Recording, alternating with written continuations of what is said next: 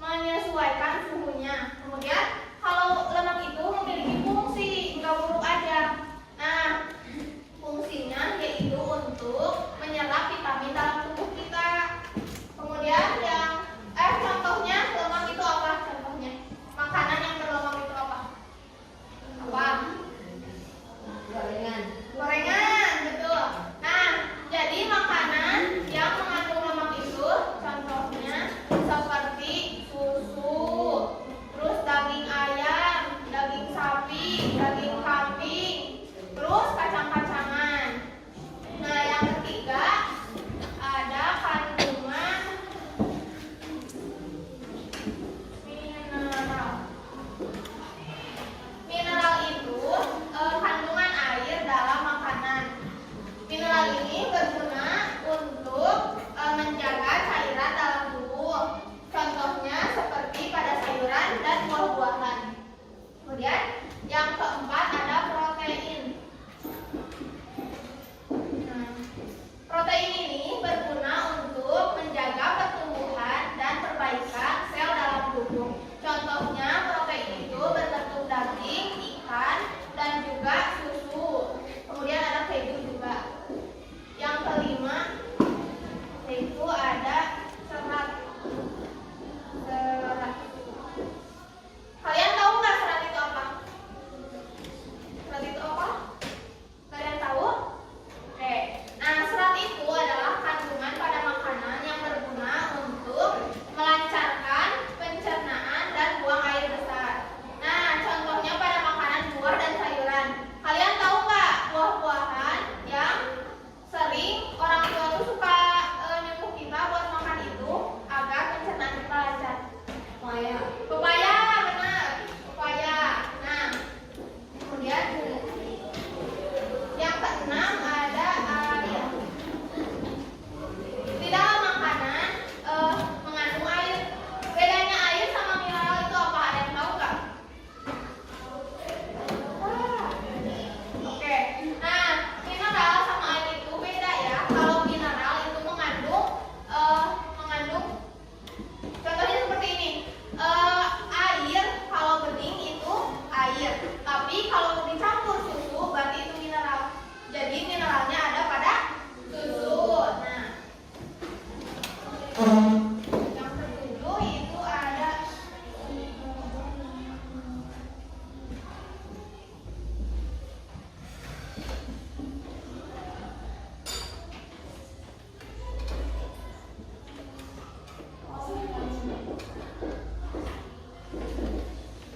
di dalam makanan juga ada vitamin. Vitamin ini berguna untuk apa? Tubuh kita agar apa? Agar sehat. Nah, contoh makanan yang mengandung vitamin itu sayuran ya, buah-buahan. Nah, kemudian kita harus menyesuaikan makanan yang kita makan dengan porsi yang normal. Menurut Kementerian Kesehatan, seseorang itu perharinya harus mengonsumsi GGL. Ada yang tahu nggak GGL apa? Gula, garam,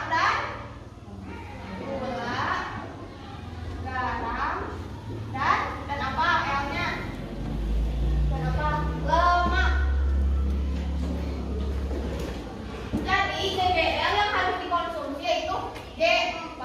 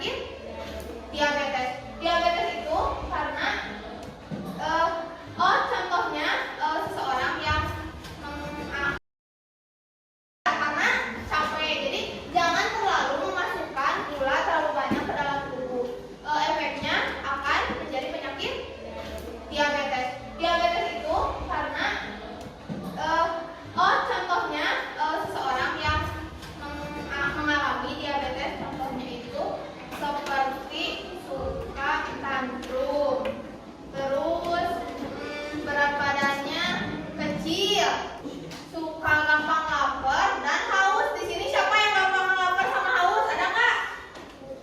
Nggak ada. Alhamdulillah ya. Berarti nggak ada yang memiliki penyakit diabetes. Terus yang keempat itu ada, yang ketiga itu ada penyakit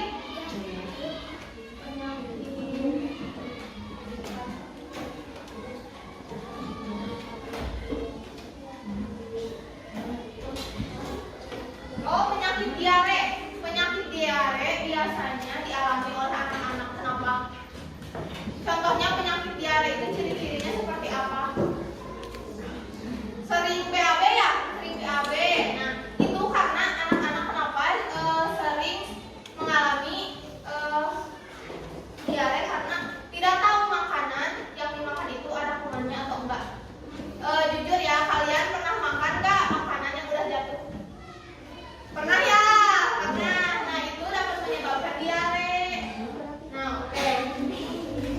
Ibu akan membagikan ini, bungkus ini dan ini.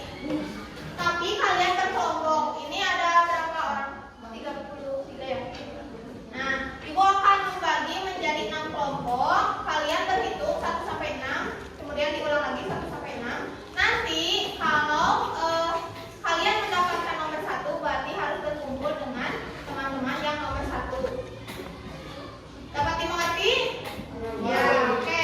Berhitung dari sini.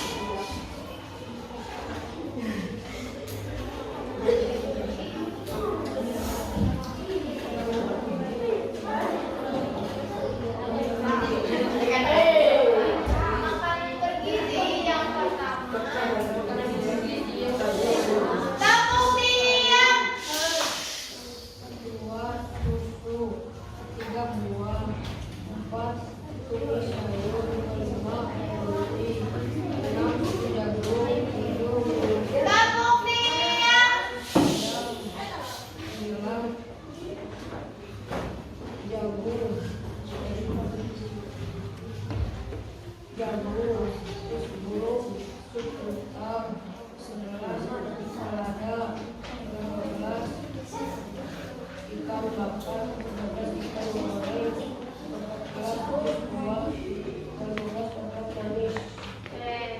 Yang kedua pekerjaannya yaitu fungsi.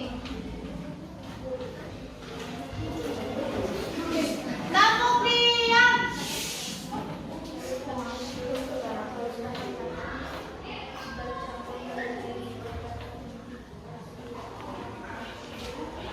Boleh diperhatikan. Rombongan.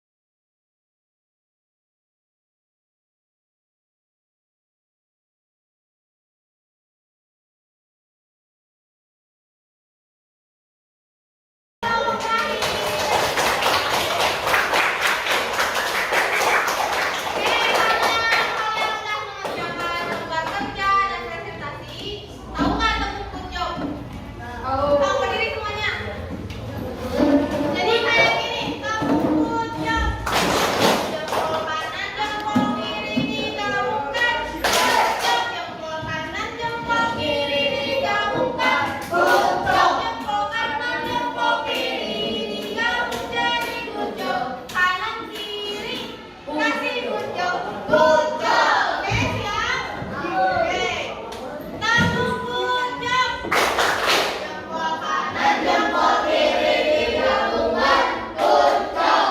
Jempol kanan, jempol kiri digabungkan. Puncak. Jempol kanan, jempol kiri digabung jadi puncak. Kanan kiri kasih puncak. Puncak. Kita udah belajar mengenai sistem pencernaan. Ada apa aja? Mulut, tenggorokan, usus halus, kemudian mengenai makanan bergizi ada apa? Karbohidrat, lemak,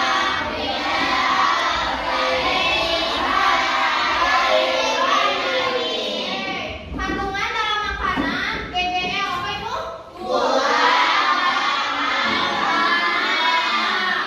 Oke, mie instan itu baik dikonsumsi kalau tidak berlebihan karena mie instan itu mengandung apa? Pengawet. Jadi kalau yang mengandung pengawet akan lama dicernanya dalam tubuh. Jadi harus diberi waktu dulu. Oke. Oke, sebelum mengakhiri pembelajaran, alangkah baiknya kita berdoa dulu. Berdoa dipimpin oleh KM. Diulang, mari kita berdoa. Doa mulai.